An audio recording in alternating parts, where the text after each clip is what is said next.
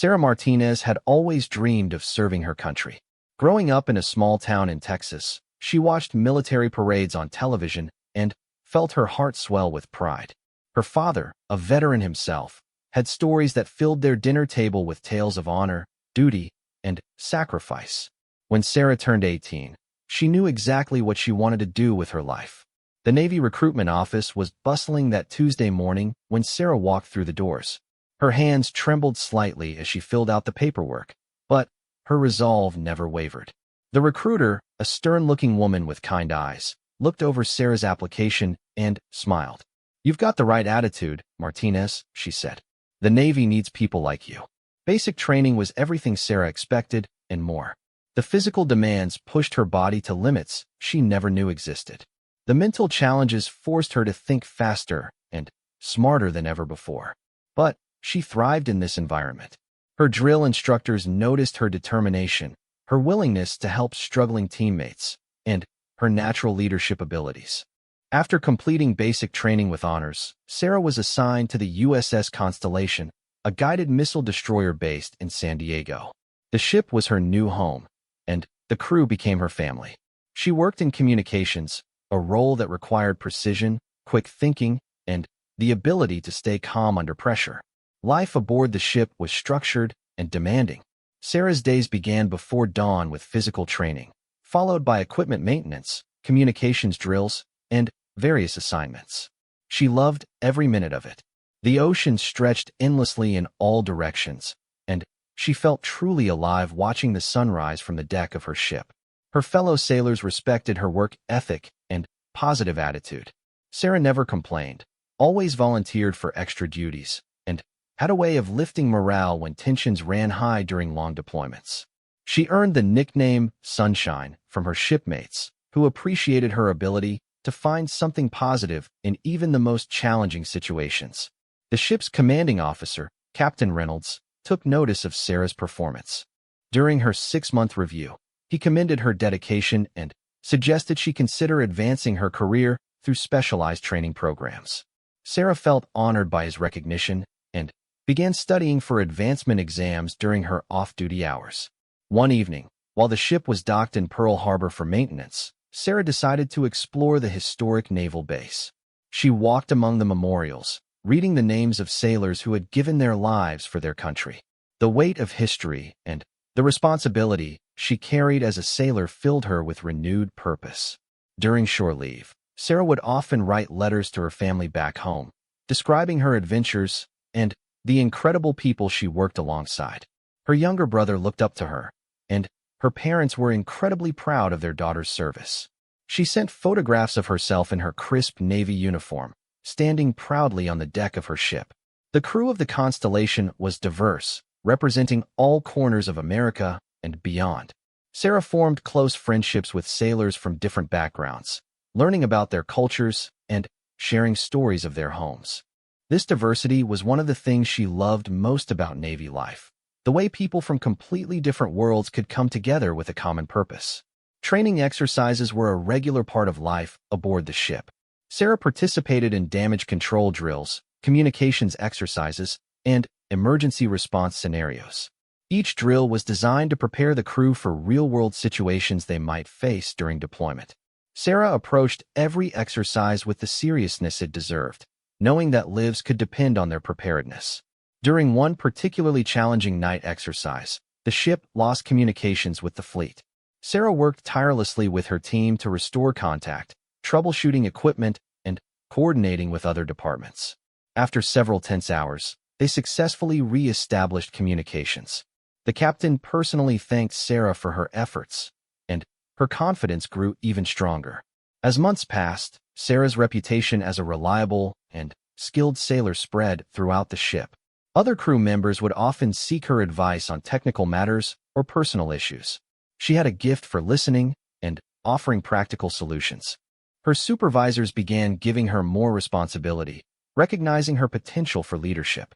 The ship was scheduled for deployment to the Western Pacific, a 6-month mission that would take them far from home. Sarah looked forward to the challenge and the opportunity to put her training to use in real operational conditions. She studied the mission briefings carefully and prepared herself mentally for the long months ahead. Before deployment, the crew was granted a final shore leave. Sarah spent her time visiting with family, knowing it would be months before she saw them again. Her parents threw a small gathering with neighbors and friends, all wanting to show their support for Sarah's service. She felt overwhelmed by the love and encouragement from her community. The night before departure, Sarah stood on the deck of the Constellation, looking out at the lights of San Diego. She thought about how much her life had changed since joining the Navy. She had grown stronger, more confident, and more capable than she ever imagined possible. Whatever challenges lay ahead during deployment, she felt ready to face them. As the ship prepared to leave port, Sarah took one last look at the American flag flying above the ship's bridge. The sight filled her with pride and determination. She was serving something greater than herself, part of a tradition that stretched back generations. Her uniform represented not just her own commitment, but the commitment of every sailor who had worn it before her. The crew worked together to prepare the ship for departure, each person focused on their specific responsibilities. Sarah checked and double-checked her communications equipment, ensuring everything was in perfect working order. The ship would be operating in international waters, and reliable communications would be essential for the mission's success. Captain Reynolds addressed the crew over the ship's communication system, outlining their mission and expressing his confidence in their abilities.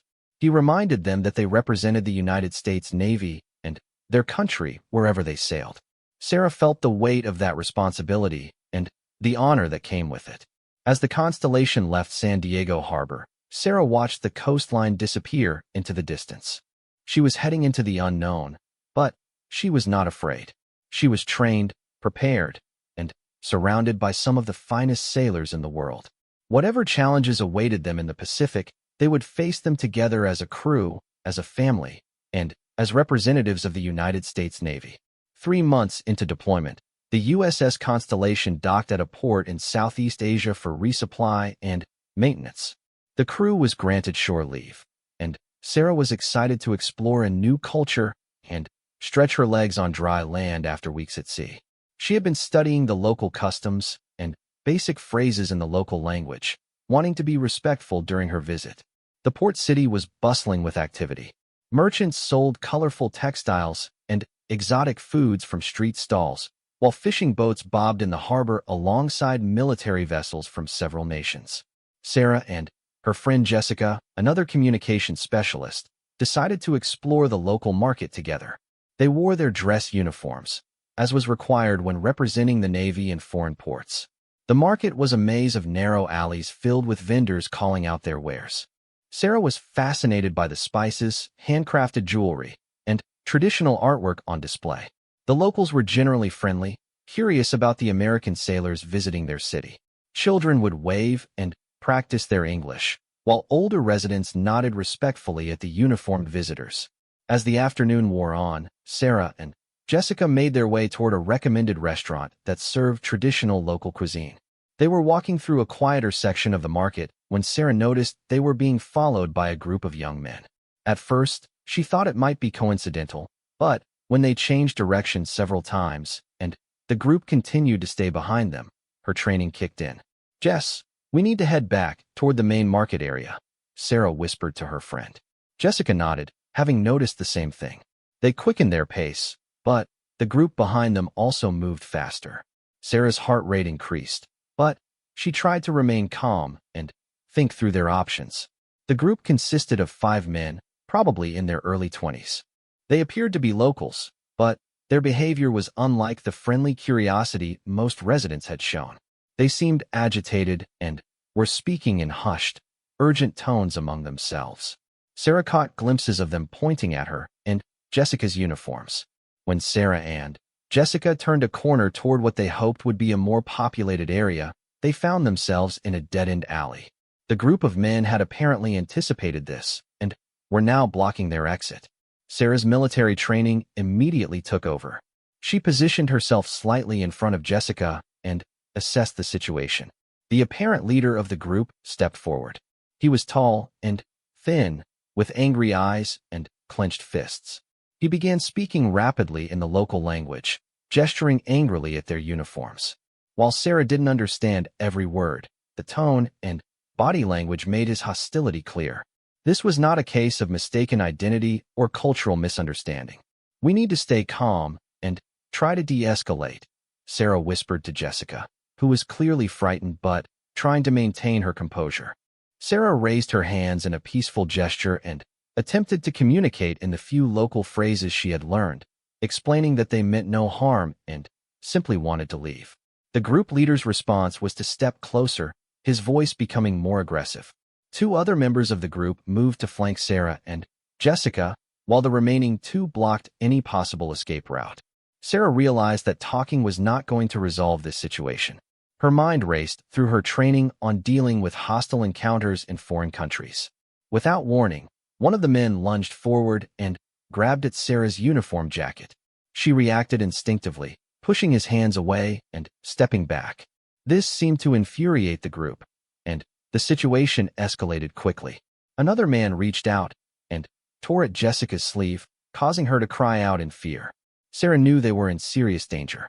The men were becoming increasingly aggressive, and their isolation in the dead-end alley meant no one would hear them if they called for help. She tried to remember everything she had learned about self-defense and crisis management, while simultaneously looking for any opportunity to escape. The group leader produced a knife from his pocket, a small but clearly sharp blade that glinted in the afternoon sunlight filtering into the alley. He held it up threateningly while continuing to shout at them. Sarah's blood ran cold as she realized how serious their situation had become. This was no longer just harassment. Their lives were in real danger. "Give us your money and jewelry," the leader said in broken English, confirming that this was indeed a robbery. But his focus seemed to be on their uniforms as much as their possessions. He grabbed at Sarah's uniform shirt, and when she pulled away, he brought the knife closer to the fabric. Sarah knew that losing their uniforms would leave them even more vulnerable, not to mention the violation it would represent to everything she believed in as a sailor. She also knew that compliance might not guarantee their safety. The men seemed angry about more than just money. Their hostility toward the American military uniforms suggested deeper motivations. The leader made a slashing motion with the knife, cutting through the fabric of Sarah's uniform jacket. The sound of tearing material filled the alley, and Jessica gasped in shock. Sarah felt a surge of anger mixed with fear. Her uniform represented her service, her country, and her commitment to protecting others. Seeing it damaged felt like a personal attack on everything she stood for. More cuts followed as other members of the group joined in, using knives and their hands to tear at both women's uniforms. Sarah tried to protect Jessica while defending herself, but they were outnumbered, and the confined space worked against them. Pieces of their uniforms fell to the ground, and Sarah felt a growing sense of helplessness. Just when the situation seemed hopeless, Sarah heard footsteps approaching the alley. The group of attackers heard them too, and momentarily paused their assault. Sarah and Jessica exchanged glances, both hoping that help was finally arriving. The footsteps grew closer, and Sarah could hear voices speaking in English with American accents. What neither Sarah nor their attackers realized was that among the approaching voices was someone with very special training. Marcus Thompson was a Navy SEAL on leave, exploring the same market area with a couple of his teammates. They had heard the commotion in the alley and were coming to investigate. Marcus was not the kind of person who walked away from trouble, especially when he suspected fellow Americans might be in danger. His team had been trained to assess and respond to threatening situations quickly and effectively. As they approached the alley, Marcus could hear female voices and what sounded like a struggle. The group leader noticed the approaching Americans and barked orders to his companions. Some of them began to panic, realizing that their isolated ambush was about to become a more complicated situation. They had expected to intimidate two lone female sailors, not to face potential resistance from additional Americans. Sarah saw shadows at the mouth of the alley and knew this was possibly their only chance. She had to make a decision quickly: continue trying to comply with their attackers' demands or take a risk that might save their lives. With torn uniforms and growing desperation, she made her choice. "Help!" Sarah called out as loudly as she could, hoping the approaching Americans would hear and understand the urgency of their situation.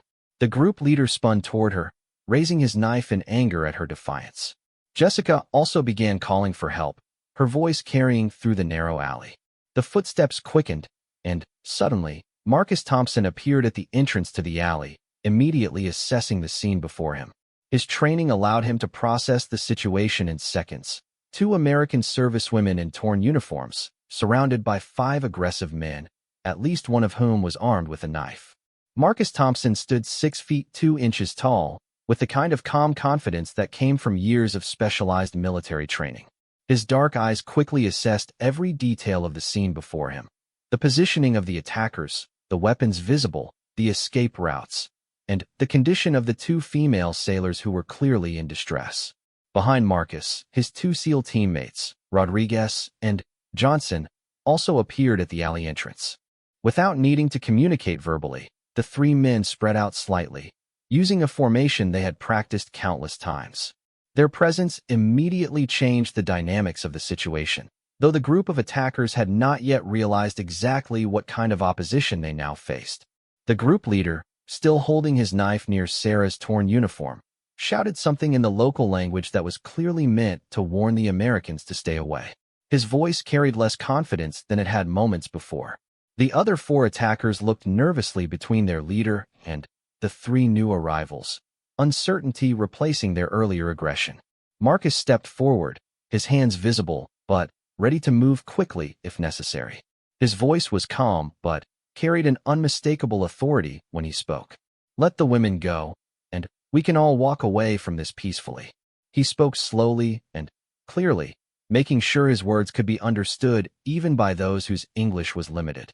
Sarah felt a surge of relief at hearing the confident American voice, but she also knew the situation was far from over.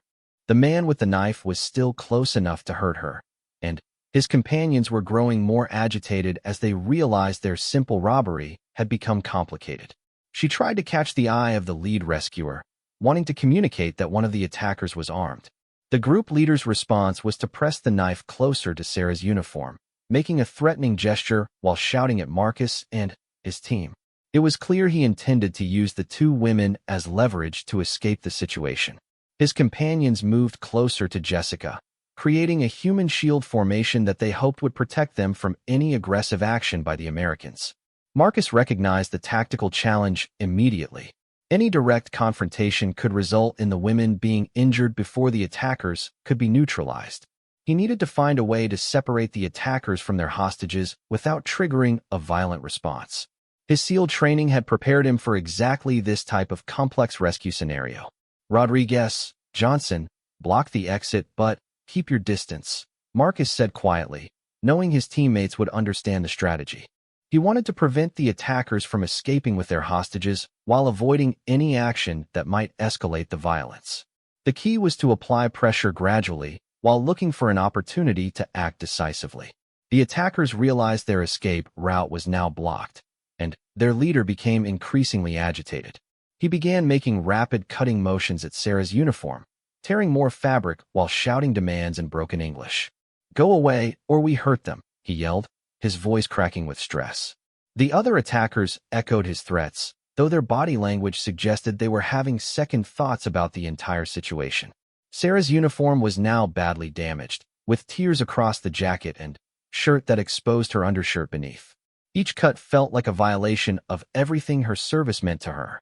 She caught Marcus's eye and nodded slightly toward the knife, making sure he understood the primary threat they faced. Marcus had been evaluating his options since entering the alley. The confined space actually worked to his advantage. It limited the attacker's ability to maneuver and spread out. However, it also meant that any physical confrontation would happen at close quarters, increasing the risk to Sarah and Jessica.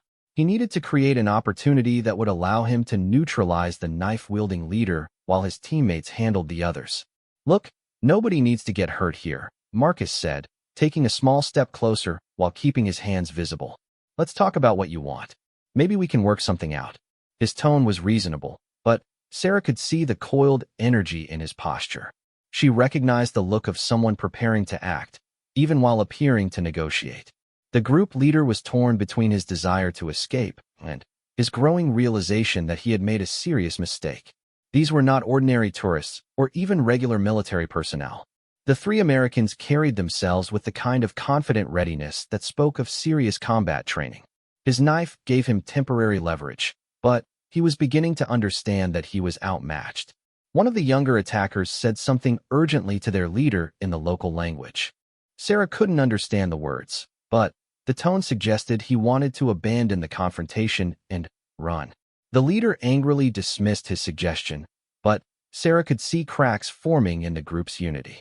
Fear was beginning to override their initial aggression. Marcus noticed the same signs of disunity and decided to exploit them. "Your friends are smart to want to leave," he said, addressing the group leader directly. "This doesn't have to end badly for anyone. Just put the knife down, and we can all go our separate ways." He took another small step forward, closing the distance slightly while maintaining his non-threatening posture. The leader's response was to make another aggressive cut at Sarah's uniform, this time slicing through the fabric near her shoulder. Sarah felt the knife pass close to her skin and knew that the situation was reaching a critical point. The man was becoming more desperate and unpredictable, making him increasingly dangerous. Jessica had been silent through most of the confrontation, but now she spoke up. "Please, just take our money and let us go," she said, her voice trembling. "We don't want any trouble." Her plea seemed to resonate with some of the attackers, but their leader remained focused on the knife and his perceived need to maintain control of the situation. Marcus saw that negotiation was not going to be enough.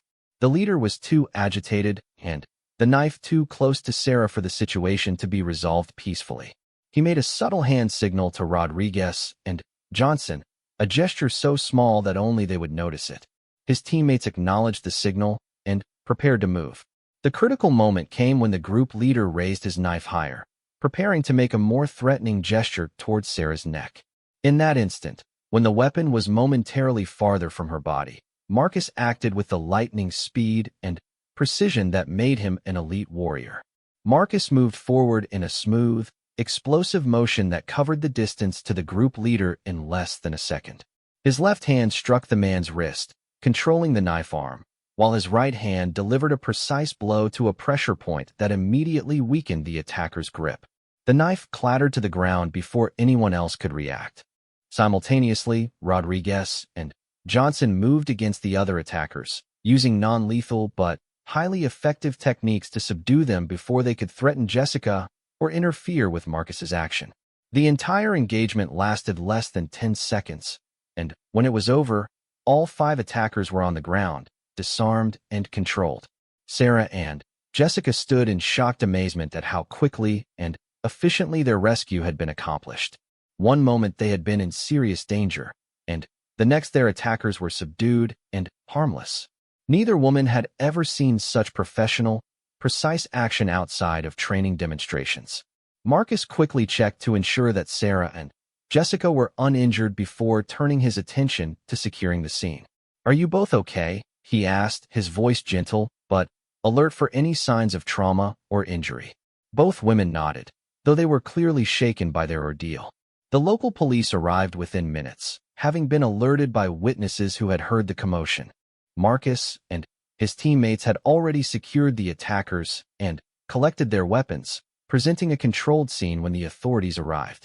The police were familiar with incidents involving foreign visitors and handled the situation professionally. Sarah and Jessica gave their statements to the police while Marcus and his team provided their account of the intervention. The torn uniforms served as clear evidence of the attack, and the witnesses who had heard the women calling for help corroborated their version of events.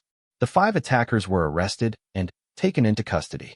As the immediate crisis ended, Sarah realized she hadn't even properly thanked her rescuers. She approached Marcus, who was finishing his statement with the police. "I'm Petty Officer Sarah Martinez," she said, extending her hand. "Thank you for what you did back there. You saved our lives." Marcus shook her hand with a firm grip. "Chief Petty Officer Marcus Thompson," he replied. "Just glad we were in the right place at the right time." His humble response impressed Sarah, who could see that despite his extraordinary skills, he was not someone who sought attention or credit for his actions. In the hours following the incident, Sarah found herself thinking about more than just her torn uniform or the fear she had experienced in that alley. She was fascinated by the calm professionalism Marcus and his team had displayed under pressure. Their intervention had been swift, precise, and effective without being unnecessarily violent. It was exactly the kind of excellence she aspired to in her own military service. The USS Constellation's commanding officer, Captain Reynolds, was immediately notified of the incident involving two of his crew members. He arranged for Sarah and Jessica to receive new uniforms and ensured they had access to counseling services if needed. The captain also made a point of meeting with Marcus Thompson to express the ship's gratitude for his actions.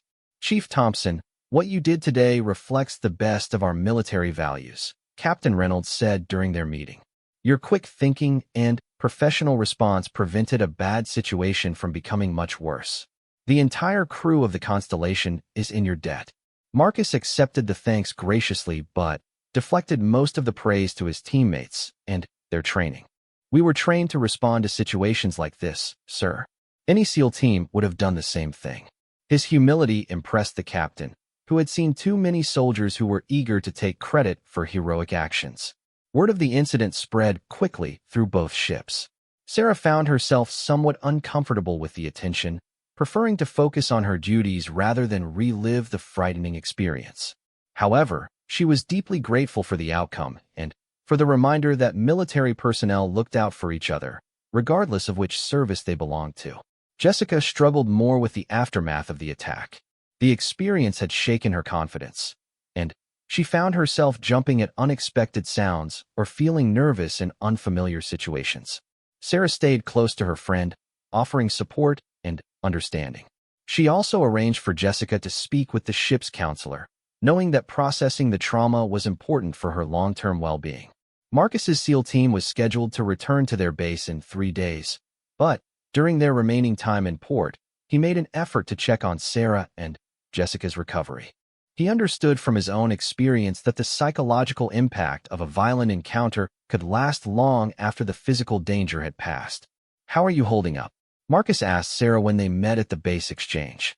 He had noticed that she seemed thoughtful rather than traumatized, but he wanted to make sure she was processing the experience in a healthy way.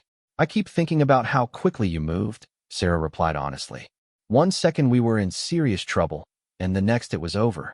I've been through plenty of training, but seeing that level of skill in action was incredible. It made me want to be better at what I do." Marcus appreciated her perspective. Many people focused on the violence or danger of such situations, but Sarah was analyzing the professional competence that had resolved the crisis. "Training and teamwork," he said simply.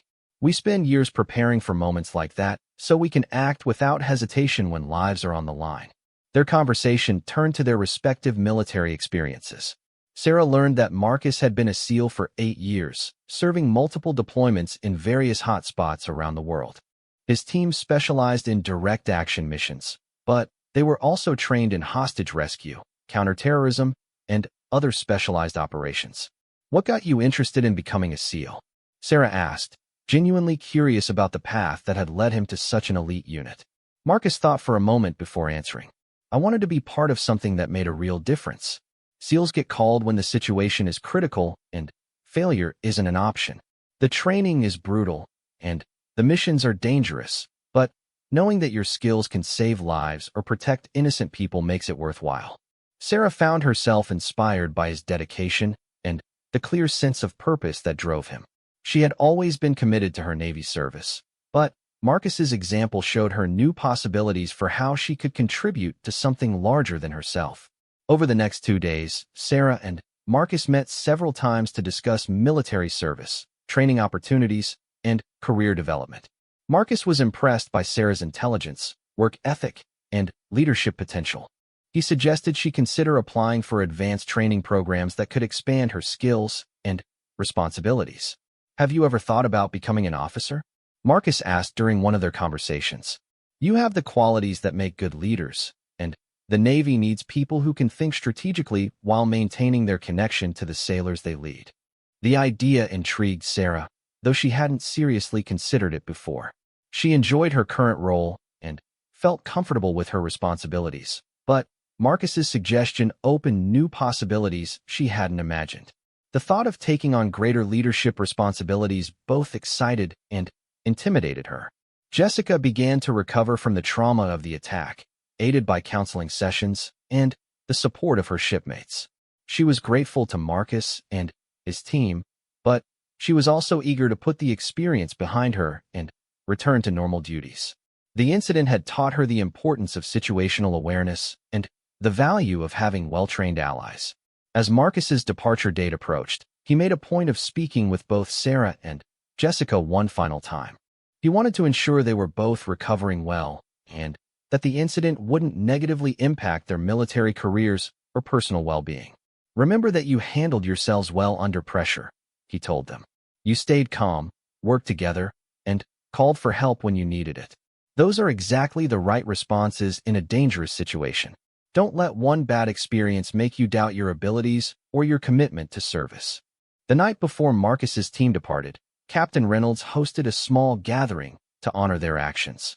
Sarah and Jessica were there, along with other senior crew members from both ships. The captain presented Marcus and his teammates with letters of commendation that would become part of their permanent military records. "It's an honor to serve alongside warriors like you," Captain Reynolds said in his brief remarks. "Your actions exemplify the brotherhood that exists among all who wear the uniform, regardless of which service we represent." Marcus's response was characteristically modest. "We're all part of the same team, working toward the same goals. What happened in that alley could have involved any of us, and any of us would have responded the same way. That's what makes the military special. We take care of our own." As the gathering concluded, Sarah approached Marcus for a private conversation. She wanted to thank him again, but she also had questions about the career advice he had given her over the past few days. "I've been thinking about what you said about officer training," Sarah told him. "I'm interested, but I'm not sure I'm ready for that kind of responsibility. How do you know when you're prepared to take on leadership roles?" Marcus considered her question carefully before responding. "You're never completely ready," he said honestly. "Leadership is something you learn by doing, with the support of good mentors and the willingness to make mistakes and learn from them. What matters is having the right motivations and the commitment to put your people's welfare ahead of your own comfort." He paused, then added, "Based on what I've seen over the past few days, you already have the instincts of a leader. You looked out for your shipmate during the attack, you've been supporting her recovery, and you're thinking about how to improve yourself professionally. Those are leadership qualities." Sarah felt encouraged by his assessment, though she knew she had much to learn before she would be ready for officer responsibilities. The conversation with Marcus had planted seeds that would influence her thinking for years to come. When Marcus and his team departed the next morning, Sarah was on deck to see them off. She watched their ship disappear over the horizon and reflected on how a chance encounter in a dangerous situation had led to connections and insights that would shape her future. The USS Constellation completed its deployment successfully, and Sarah returned to San Diego with new perspectives on her military career. She applied for and was accepted into a leadership development program, the first step toward eventually becoming a commissioned officer. The incident with the torn uniform had taught her about vulnerability and danger, but her interactions with Marcus Thompson had shown her new possibilities for service and leadership. Years later, as Lieutenant Sarah Martinez stood on the bridge of her own ship, she would often think about that day in the foreign port. The attack had been frightening and could have ended tragically, but it had also connected her with someone whose example had changed the trajectory of her career. The torn uniform had been replaced, but the lessons learned during those few days had become permanent parts of who she was as a sailor and a leader. Marcus Thompson continued his SEAL career, serving with distinction in multiple deployments around the world. He never sought recognition for the incident in the alley, considering it simply part of his duty to protect fellow service members. However, he remained proud of the role he had played in helping two young sailors overcome a dangerous situation and continue their military careers. The 5 attackers were prosecuted and sentenced to prison terms for assault and robbery.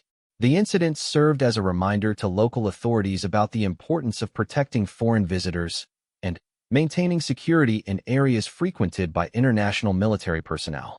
For Sarah, the experience became a defining moment that she would later share with young sailors under her command. She would tell them about the importance of situational awareness, the value of well-trained allies, and the brotherhood that exists among all who serve their country. Most importantly, she would remind them that even in the darkest moments, there are people ready to stand up and do what's right, often at personal risk to themselves. The torn uniform was eventually disposed of according to military regulations, but what it represented, service, sacrifice, and the bonds between military personnel, lived on in the careers and lives it had touched. Sometimes, Sarah reflected, it takes a moment of crisis to reveal the true strength of the values and relationships that hold the military community together.